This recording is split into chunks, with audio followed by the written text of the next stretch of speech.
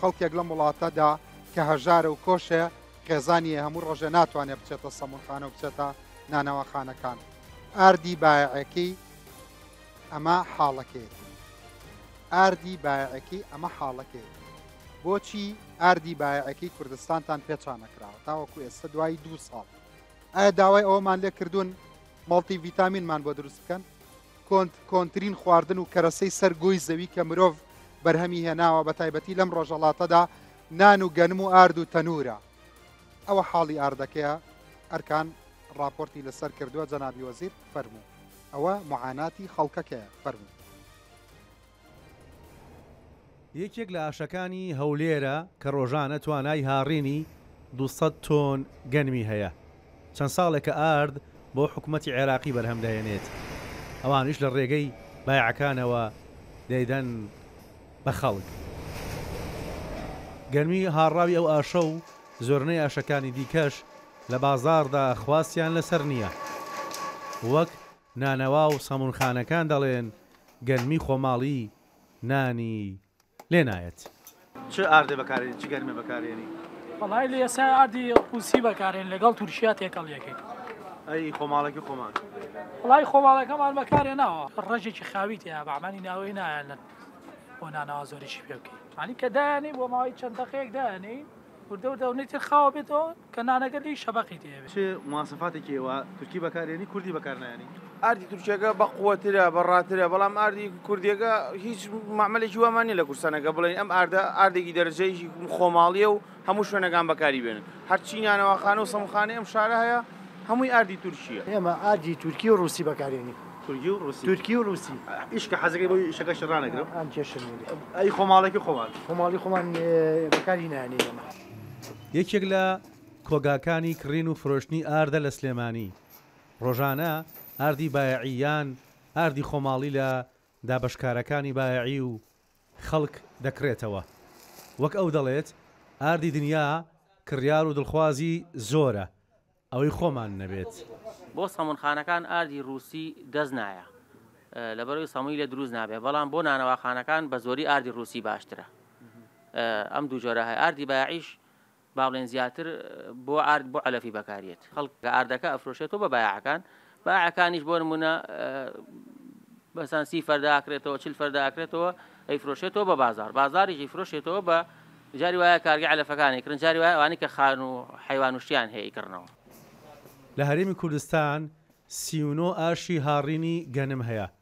هەردوو حکوومەتی عێراق و کوردستان پێی گوتوون تەنیا لە 120 کەپەک یان توێکڵی گەنمەکە لێ بکەنەوە. هەر بۆیە ئەوەندە بڕشتی کەمە ئاردەکەی بۆر دەردەچێت و بۆ نان و هەویرکاری دەست نادات. چی پێ؟ وەڵا ئارد و کەپەک ئاردی بایعی. بەڵێ بۆ چی بەکارێنی؟ وەڵای بۆ ماڵاتە بەکەڵک نان نایە لێرەوە جا بۆ ماڵاتمە. ئاردی خۆماڵی نەک تەنیا بۆ نان بەڵکو بۆ کولیچە و چۆرەکیش نابێت. ئەمە ژنان تاقییان کردووەتەوە. 3 کیلۆم لە بایعەکە وەرگر فرسێکی نەیە ناڕشتم. ڕشتە؟ ئەرەوەڵڵا نەبوو. بۆ؟ بە پێز نییە. بە پێز نییە؟ ئەی ئاردی چییە کڕی؟ وەڵا ئاردی چیە کڕم هەر ئەم سفرە کڕمێکم بە ناساجی وە کولێرە و بە سەمون لە ماڵەوە. ئاها ئەی ئەو بایعەکە چی لێەکەی؟ بایعەکەی قسەر هەرەیەوە بایعەکە خۆی پارەکەی وەرە. حکوومەتی عێراق ئەو ئاردەی ساڵی ڕابردوو لە ڕێگەی بایعەکانەوە بە خەڵکی داوە تەنیا بەشی 5 مانگ بووە. لە ساڵی 2023 داین و ڕوون نییە ئەم ساڵیش خەڵک چەند جار ئارد وەردەگرێت.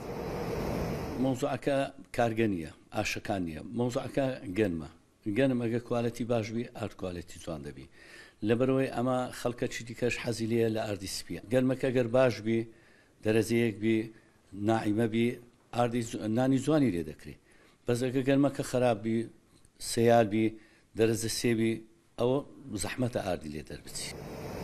لە هەرێمی کوردستان دوو ئاشی دیکەی کەرتی تایبەت هەن بەڵام بەرهەمی ئەوان زۆرینەی پشت بە گەنمی هاوردەکرا و دەبەستێت.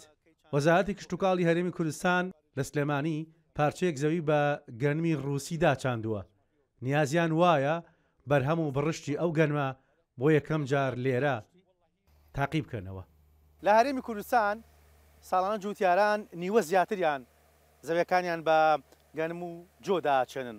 ڕەنگە بەشێکی پەیوەندی بەوە هەبێت کە ئەم جۆرە لە بەرهەم لە ڕۆژی کێڵان تا ڕۆژی دەڕاستە سەرێشەی کەم بێت، بەڵام سەرێشە گەورەکە لەوەدایە کە ساڵێک ئەم گەنمە پارە ناکات، ساڵێکیش وەرناگیرێت یان سنووکی سەڵە و وشکە ساڵی لە ناوێ بات. لەولاشەوە کاتێک کە گەنمەکە ئەکرێ بە ئارد وەکو بینیتان بەشێک لە خەڵ ئەیدەن بە ئاژەڵ و زۆر بەکەمی بەکارهێنرێت. ئەرکان عەلی، ڕوودا و سلێمانی. ئەوە وەکو راپۆرتێک سەربارمان کرد دوو دانە ساڵە. دوو دانە ساڵی چی لەوەتەی هەیەوە خەڵک هاوارەکات، خەڵک گوناحی چییە؟ ئاخر لەکوێی دنیا هەیە گەنمێک وەربگریت و پێزی ئەوەی نەبێ بیکەی بەنان بچی بیفرۆشیتەوە هەر نەچی وەری بگریت بیرە بە ئاژەڵ. لە سا 85 خەڵک ئەگەر ناچێ وەری بگرێت لەبەر ئەوەیە. وەزارەتی بەڕێز 2 ساڵ پێش ئێستا بەڵێنتاندا بۆ خەڵکی چاپ بکەن. ئایا ئەوەندە شتێکی زەحمەتە؟